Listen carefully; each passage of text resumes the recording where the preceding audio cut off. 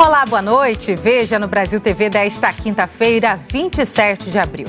Jogadores brasileiros que fugiram da guerra no Sudão chegam ao Brasil. 50 famílias estão desalojadas depois de um incêndio numa favela na zona leste de São Paulo. A Polícia Federal faz uma operação contra o tráfico de drogas em 7 estados do país. E ainda a confusão numa loja em Anaurilândia, no interior do Mato Grosso do Sul, por conta de uma vaca que invadiu o local. Agora, no Brasil TV.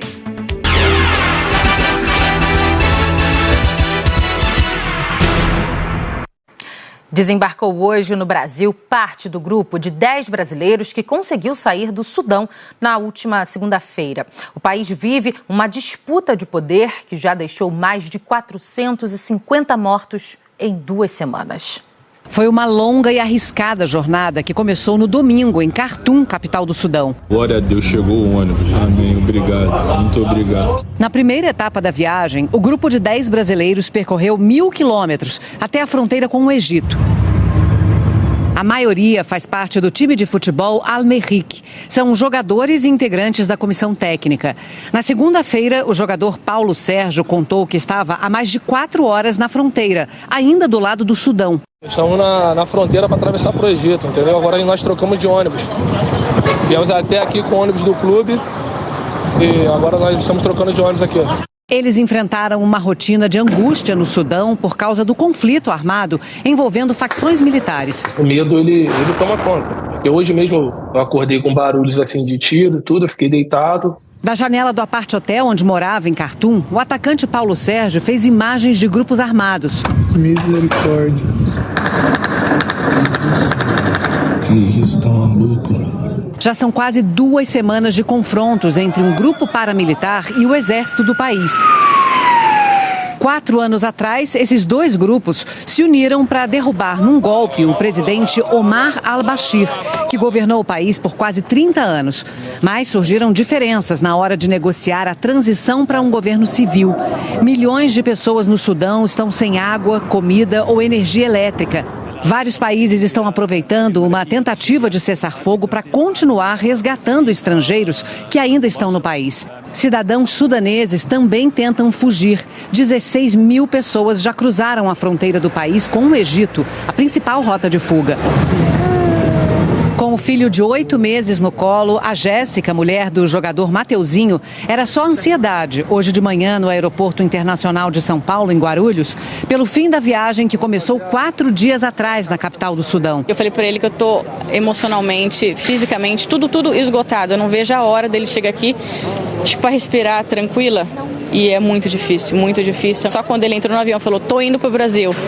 Aí você respira fundo e fala, agora vai. 50 famílias estão sem ter onde morar depois de um incêndio esta madrugada numa comunidade na zona leste de São Paulo. 2 pessoas ficaram feridas. Hoje de manhã, os moradores voltaram ao local para contabilizar os estragos e tentar salvar alguma coisa. Para onde se olha é destruição. Grande parte da rotina e das memórias das pessoas se perdeu. Essa é a casa da dona Heloísa. Ela morava há cerca de 1 ano aqui.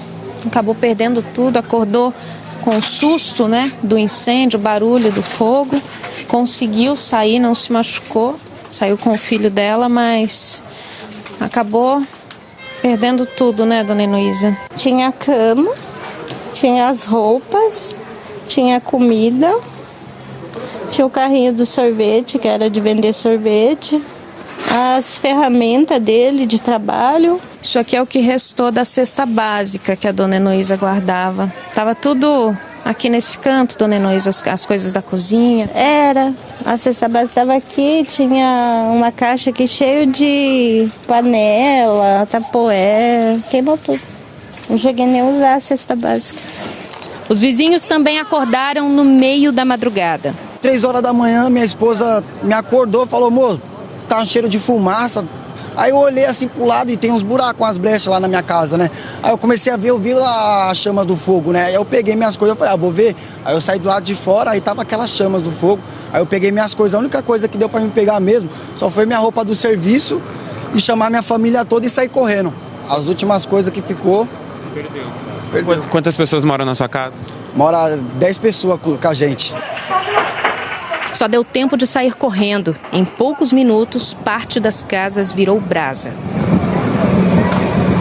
A favela Kampala fica embaixo do viaduto General Milton Tavares de Souza e o acesso é difícil. Os bombeiros tiveram trabalho para descer até lá.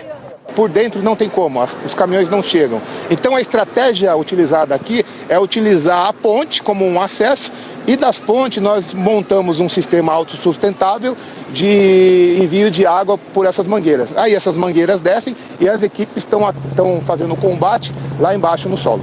Quando o dia amanheceu, a fumaça se confundia com o horizonte. Do alto, deu para ver bem o estrago. O fogo atingiu principalmente as casas que ficam perto do córrego Ticoatira, que divide a comunidade. Às 8 da manhã, os bombeiros finalmente conseguiram controlar as chamas. Não foi a primeira vez que a favela do Chaparral pegou fogo. Em 2020, um menino de 9 anos morreu. Naquela época, eles fizeram alguma coisa? A prefeitura auxiliou as famílias? Não fizeram nada, não deram assistência nenhuma pra gente. Já corremos atrás, eles falam que até o momento não acharam o local, né, pra estar colocando essas famílias. E então eles acharam, a gente vai estar continuando aqui. Desta vez, uma jovem de 19 anos e o bebê dela, de 1 ano e 11 meses, ficaram feridos. A suspeita dos moradores é que uma vela tenha provocado o incêndio. A comunidade não tem luz elétrica, as ligações são clandestinas. Muita gambiarra, né? A gente até quer regularizar. Já foi atrás em diversos órgãos e sempre é barrado em algum órgão do governo. Enquanto isso, as 1.800 famílias que vivem aqui esperam por uma solução. Como eu estou me sentindo? Passada. Assim, a gente fica meio aéreo, meio passado, não consegue pensar. Não sei. Bom, enquanto esse incêndio acontecia na Penha, o Corpo de Bombeiros teve que atuar em outro caso. Uma carreta-tanque pegou fogo num posto de combustíveis em Perdizes, na zona oeste da capital paulista. A carreta descarregava combustível neste posto na Avenida Sumaré, quando o fogo começou embaixo do veículo. O motorista decidiu tirar a carreta para evitar um dano maior, mas aí as chamas se espalharam. A imagem é impressionante. Os bombeiros foram chamados, mas quando chegaram, o fogo já tinha sido apagado. O trânsito ficou interditado durante a manhã e 5 linhas da SP Trans foram desviadas. A suspeita da polícia científica é que o fogo tenha começado depois que a gasolina desceu pela rua e atingiu uma bituca de cigarro acesa. E um vazamento de gás de cozinha causou uma explosão no bairro dos Torrões, no Recife. 3 pessoas ficaram feridas. A Camila Torres tem as informações. Olá, pessoal. Na casa onde houve a explosão do botijão de gás, mora uma senhora de 63 anos. Ela teve queimaduras graves em 98% do corpo. Ela está internada, entubada. A casa do lado também foi atingida. Nessa casa mora uma mulher de 42 anos e ela teve queimaduras em 20% do corpo e o quadro de saúde é considerado estável e ela permanece em observação. Nessa casa vizinha também mora uma criança de 9 anos que não estava em casa no momento da explosão porque foi para a escola. Na casa de cima, a moradora desceu para ajudar a vizinha e ficou com os pés queimados também. Ela já foi atendida e recebeu alta. Minutos antes da explosão, a moradora do andar de cima chegou a avisar a vizinha do cheiro forte de gás que era possível sentir daqui da frente da rua. De acordo com a Defesa Civil do Recife, o prédio está todo interditado. Isso inclui as 2 moradias da parte de baixo, a moradia de cima e uma lanchonete que funciona na parte de trás. Camila Torres, do Recife, para o Brasil TV. De acordo com o Hospital da Restauração, Maria Isaura Paulino, de 63 anos, permanece internada em estado grave, com queimaduras em 98% do corpo.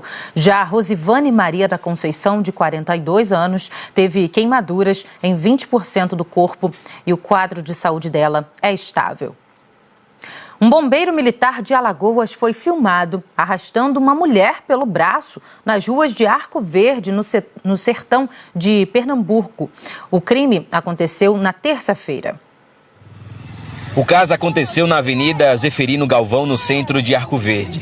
Nos vídeos gravados por moradores, é possível ver o homem vestido com a farda do Corpo de Bombeiros de Alagoas, carregando a mulher à força pelo braço. A vítima grita várias vezes por socorro.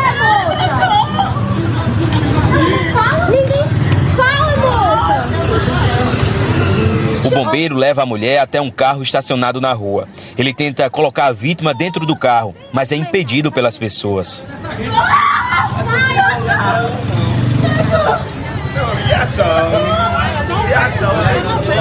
Calma, irmão. Calma, irmão. Pode levar ela. Calma, irmão. De acordo com a polícia militar, o homem e a mulher têm um relacionamento. Ela relatou que estava trabalhando em um consultório odontológico quando o companheiro chegou e ordenou que ela saísse para eles conversarem.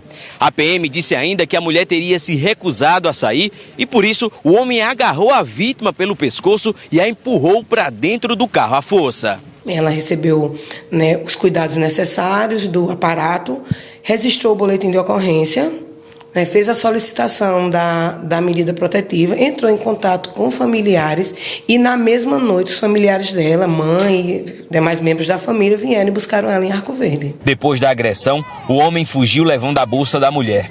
Um boletim de ocorrência foi registrado na delegacia de Arco Verde. A delegada não quis gravar entrevista, mas informou que o homem vai responder por lesão corporal e ameaça. Um suspeito de tentar matar a pauladas e estuprar uma indígena transexual foi preso no Maranhão. O homem, que também é indígena, estava escondido numa aldeia no município de Arame. O caso aconteceu no Dia dos Povos Indígenas. O suspeito foi preso ontem à tarde e ouvido no início da noite pelo delegado de Grajaú responsável pelo caso. Ele é morador da aldeia Cajá, na terra indígena Morro Branco, e estava escondido numa aldeia vizinha. No início do depoimento dele à polícia, ele confessou as agressões, mas em seguida preferiu ficar em silêncio por orientação do advogado. Ele deve responder pelos crimes de tentativa de homicídio e transfobia. Em depoimento, testemunhas relataram que a vítima e o suspeito estavam juntos numa festa em comemoração ao Dia dos Povos Indígenas na aldeia Formigueiro, onde o crime aconteceu. A hipótese de estupro não está descartada, mas a polícia ainda investiga essa acusação.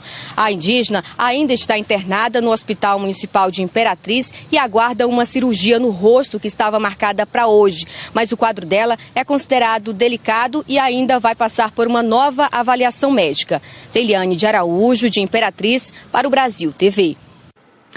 A Polícia Rodoviária Federal fez a maior apreensão de maconha no país neste ano em Ponta Porã, Mato Grosso do Sul. O Caio Nogueira tem as informações. Olá a todos. Foram apreendidas mais de 8,5 toneladas de maconha, que estavam escondidas em uma carreta na rodovia MS 386, em Ponta Porã. Essa foi a maior apreensão da droga neste ano em todo o Brasil. Os policiais faziam a vistoria do caminhão quando perceberam o nervosismo do motorista. Segundo os agentes, o homem disse que transportava sucata de ferro. A polícia começou uma vistoria mais apurada e encontrou a maconha. Depois o motorista confessou que foi pago para levar a droga para São Paulo. Ele foi preso em flagrante. A droga e a carreta foram encaminhadas à Polícia Federal de Ponta Porã. Somente neste ano, a Polícia Rodoviária Federal já apreendeu mais de 20 toneladas de maconha aqui em Mato Grosso do Sul. Caio Nogueira, para o Brasil TV. A Polícia Federal fez uma operação contra o tráfico de drogas no Acre e mais 6 estados. De acordo com as investigações, os suspeitos movimentaram quase 40 milhões de reais. A segunda fase da Operação Tricô foi feita no Acre e em mais 6 estados. Foram cumpridos 26 mandados, 3 pessoas foram presas no Acre e 1 no Amazonas. As investigações apontam que a organização criminosa supostamente transportava drogas vindas do Peru e da Bolívia por via terrestre para outros estados, principalmente para o Nordeste. Segundo a PF, o empresário de Rio Branco é suspeito de chefiar o esquema e usava o mercado como fachada para justificar os valores obtidos, supostamente com o tráfico interestadual de drogas e laranjas para movimentar o dinheiro. A PF informou que o grupo movimentou mais de 37 milhões de reais. As investigações começaram em janeiro do ano passado. Murilo Lima para o Brasil TV. A gente fala agora da vacina bivalente contra a Covid-19. Você viu aqui ontem no Brasil TV que em São Paulo a vacinação da bivalente, por enquanto, é para pessoas acima de 50 anos. A Secretaria de Saúde aguarda o envio de mais doses para ampliar o calendário, mas a partir de hoje, quem mora na capital e tem entre 18 e 49 anos pode se inscrever para a boa e velha xepa da vacina bivalente. A dona Cícera tem 57 anos e veio atrás da vacina bivalente contra a Covid-19 na UBS Jardim Santa Margarida, no Jardim Ângela, Zona Sul. É importante, né, para se prevenir, não é não?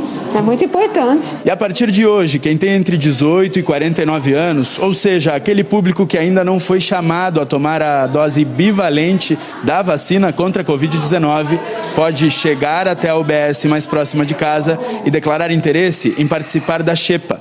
É só deixar os dados. Se no fim do dia tiver frasco de vacina aberto, a equipe da UBS entra em contato para aplicar as doses que sobrarem. A dona Ivaneide tem 41 anos. Levou um filho para consulta e o outro para atualizar a caderneta de vacinação. Ficou sabendo da xepa e aproveitou a viagem para se cadastrar na lista de espera. E já me cadastrei porque eu quero tomar a 5ª dose. Se chamar, então... É rapidinho. Largo tudo e venho tomar. Mas só pode receber esse reforço quem tomou a última dose num intervalo de 4 meses e que tenha tomado pelo menos 2 doses da vacina. A bivalente protege mais contra a variante Ômicron e as subvariantes. Agora uma notícia triste que acende um alerta para todos nós. A Secretaria Estadual da Saúde de São Paulo confirmou a morte de 2 idosas de 76 e 79 anos por dengue em Itapetininga, na região de Sorocaba, no interior do estado. O Vitor Castro tem as informações. Elas morreram no mês passado, mas a Prefeitura confirmou, então, os casos somente agora. De acordo com a Secretaria de Saúde, elas tinham doenças pré-existentes e isso acabou, então, agravando o quadro de saúde de cada uma delas. A situação lá em Barão de Antonina, a cidade delas, é bem preocupante. Somente este ano, 185 casos confirmados. Neste mês de abril, que ainda não terminou, são 139 confirmações. A cidade tem pouco mais de 3.400 habitantes, ou seja, 5% da população está com dengue. Segundo o secretário de Saúde, a cidade passa por um surto de dengue e por isso ações estão sendo feitas, intensificadas no combate, no controle, então, ao mosquito da dengue, juntamente com a Secretaria de Educação, Infraestrutura e Social. Foi contratada uma empresa para esse controle dos criadouros e também a nebulização. Mas essa nebulização não tem um cronograma a ser seguido. De acordo com o secretário, está sendo realizada nas regiões onde tem mais casos de dengue confirmados. A Prefeitura também comprou testes para o diagnóstico rápido da doença e também informou que vai contratar profissionais para as unidades básicas de saúde. Essa, então, é a situação. Infelizmente, mais 2 mortes por dengue. O Brasil está sendo julgado por possíveis violações de direitos humanos contra as comunidades quilombolas do Maranhão, que foram remanejadas para a instalação do Centro de Lançamento de Alcântara. As primeiras testemunhas começaram a ser ouvidas nesta quarta-feira. A Adria Rodrigues atualiza as informações para a gente. Hoje foi o 2º dia do julgamento do Brasil na Corte Interamericana de Direitos Humanos. Violações de direitos cometidos pelo Estado brasileiro contra as comunidades quilombolas de Alcântara estão sendo analisadas. Na audiência, hoje também foram ouvidos quilombolas, moradores, especialistas e pesquisadores.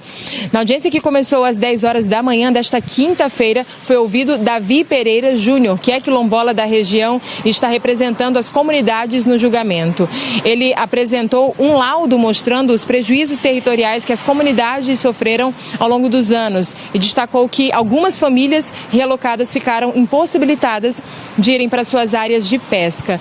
O governo brasileiro anunciou que vai se desculpar publicamente nesta quinta-feira por violações cometidas contra as comunidades quilombolas durante a construção do Centro de Lançamento de Alcântara, no Maranhão. Segundo o IBGE de 2019, Alcântara conta com cerca de 200 comunidades quilombolas. Adria Rodrigues, de São Luís, para o Brasil TV. A gente fala agora do julgamento do caso absurdo do Lucas Terra, o adolescente de 14 anos que foi queimado vivo e teve o corpo encontrado num terreno baldio na capital baiana. 22 anos depois do crime, mais 2 acusados pela morte do jovem, que eram pastores da igreja que Lucas frequentava, começaram a ser julgados na última terça-feira. A Camila Marinho atualiza as informações. Foi o terceiro dia de julgamento do caso Lucas Terra, aqui no Fórum Rui Barbosa, em Salvador, com alguns dos depoimentos mais esperados neste júri popular. O dos pastores Joel Miranda e Fernando Aparecido da Silva, réus no caso do adolescente que foi queimado vivo e teve o corpo escondido em um terreno baldio da capital baiana em 2001. Os religiosos foram a júri popular acusados de homicídio triplamente qualificado e ocultação de cadáver. Os dois negam as acusações. Além do depoimento dos réus, neste terceiro dia de julgamento, uma testemunha de defesa foi ouvida novamente, a pedido dos advogados de acusação, que acreditaram haver inconstâncias no depoimento desta testemunha, se comparado ao de outras que já tinham sido ouvidas. Só para relembrar o caso Lucas Terra, em março de 2001, o corpo do adolescente foi encontrado carbonizado dentro de uma caixa de madeira num terreno baldio em Salvador. Ele tinha desaparecido depois de participar de um culto religioso na igreja que frequentava. Um terceiro pastor da igreja já foi condenado pela morte de Lucas Terra. Em 2004, a justiça condenou Silvio Galiza a 18 anos de prisão. Ele cumpriu 7 em regime fechado e ganhou liberdade condicional. Foi o próprio Silvio, enquanto estava preso, quem denunciou os pastores Joel Miranda e Fernando Aparecido da Silva por envolvimento no crime. Camila Marinho de Salvador, para o Brasil TV. A seguir, alunos de escolas municipais do Recife festejam a Semana do Pau-Brasil, uma árvore muito importante para a história do país. Não saia daí.